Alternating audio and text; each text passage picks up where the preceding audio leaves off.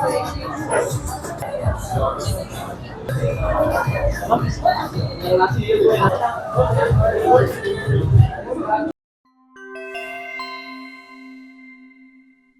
বন্ধুরা, আসসালামু আলাইকুম।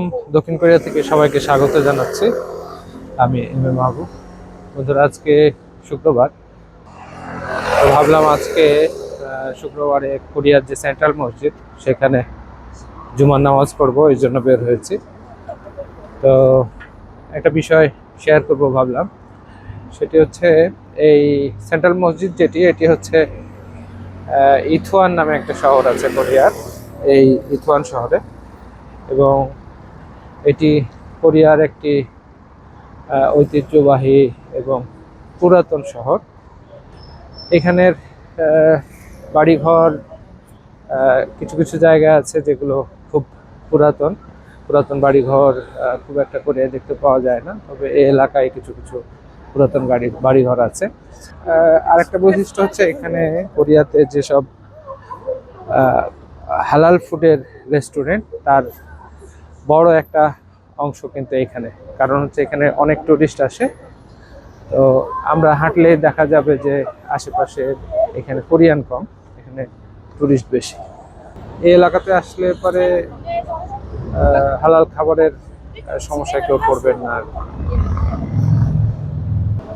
এখানে শুধু যে বিদেশি দোকান আছে তা না, কোরিয়ানও অনেক রেস্টুরেন্ট আছে, যেগুলো অনেক ধরনের কোরিয়ান খাবার, কিন্তু হালাল খাবার বলতে কোরিয়ান মাছের যেসব খাবার সেগুলো পাওয়া যায়।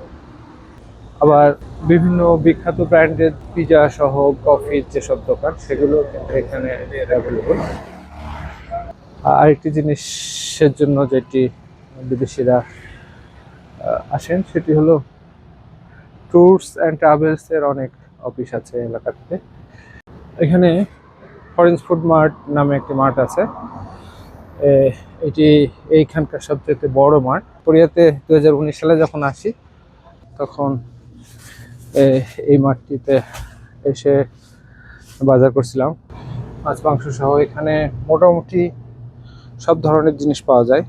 ইভেন বাংলাদেশের বিভিন্ন ব্র্যান্ডের চানাচুর, বিস্কিট, সমোচা, সিঙ্গারা, মিষ্টি, ইভেন প্রসেসিং যে ফুড, এইসব সব কিছুই পাওয়া যায় এখানে। এখানে হচ্ছে পাঞ্জাব রেস্টুরেন্ট, নিচে এটি পাকিস্তানি রেস্টুরেন্ট। জায়কা নামে এখানে একটি হোটেল আছে, এটিও এখানকার মোটামুটি ফেমাস একটি রেস্টুরেন্ট। এই সামনে এই মসজিদের মিনার দেখতে পাওয়া যাচ্ছে। এই মসজিদকে কেন্দ্র করে আশেপাশে যেগুলো দোকান, প্রায় সবগুলো হালাল মার্ট, এয়ার টিকিট সহ অন্যান্য জিনিস বিক্রি হয়। মোটামুটি মুসলিমদের প্রয়োজনীয় যেসব জিনিসপত্র সবই এই এলাকায় পাওয়া যায়। আমরা নামাজ পড়ব চলে আসছে এই সেই মসজিদে। এটি কোরিয়া সেন্ট্রাল মসজিদ, ইথওয়ান মসজিদ নামেই মূলত এটি পরিচিত। এই মসজিদ নিয়ে আমার একটি ভিডিও আছে, এটি আপনারা দেখে নিতে পারেন। কোরিয়ার প্রথম মসজিদ। তো আজান শুরু হলো, নামাজ পড়বো। নামাজ পড়ার পরে এখান থেকে বিদায় হব। জুমার নামাজ শেষ হলো। আমাদের দেশে যেমন জুমার নামাজের পরে অনেক জায়গায় সিন্নি দেয় বা বিভিন্ন জিনিস দেয়, এটা কোরিয়ায় এই মসজিদে যেটা হয়, অনেক সময় পাউরুটি এবং দুধ দেয়। আজকে পাউরুটি দিচ্ছে সবাইকে।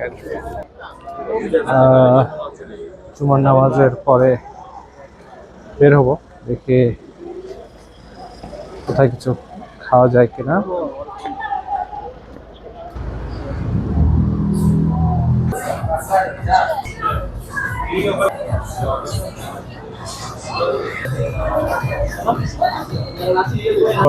নম্বর হচ্ছে 52। ওয়েলকাম।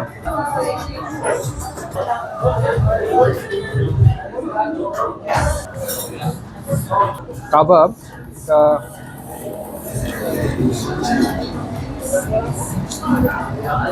এক এক দেশের খাবারের এক এক রকম স্বাদ। তো নর্মালি আমাদের দেশে যে কাবাব হয় সেই কাবাবের মতো স্বাদ এটা না। খিচুড়ির মধ্যে একটা কি যেন দেওয়া আছে,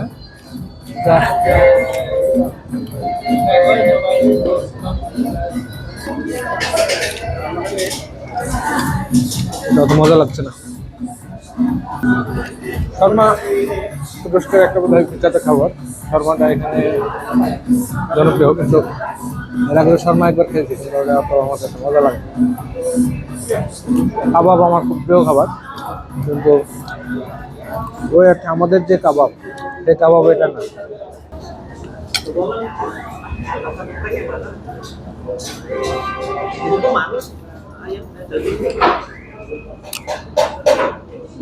বাঙালি তো হাত দেখাইতে না খাইলে মজা পাওয়া যায় না।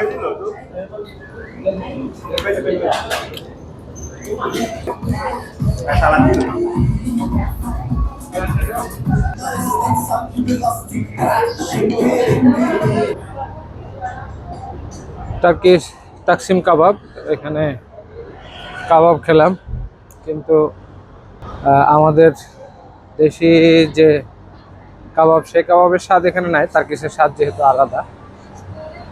আবার তাকে কাবাবের সাথে একটা খিচুড়ির মতো একটা দিয়েছিল, এটাতে গন্ধ আসছে মনে হলো। একটু কমপ্লেন দিলাম, কিন্তু শুনে কাউন্টারে বললো, কিন্তু আমার কাছে সরি টরি কিছু বললো না। এটা কাস্টমার ম্যানেজমেন্টের ক্ষেত্রে আমার কাছে মনে হলো যে এটা খুব একটা ভালো পদ্ধতি না। যাই হোক বন্ধুরা, জুমার নামাজ পড়লাম, খাওয়া দাওয়া করলাম, ঘুরলাম। আজকের মতো এখানে বিদায় নিচ্ছি। আবার দেখা হবে নতুন কোনো জায়গায় নতুন কোনো বিষয় নিয়ে। সে পর্যন্ত সবাই ভালো থাকুন, সুস্থ থাকুন। আল্লাহ হাফেজ।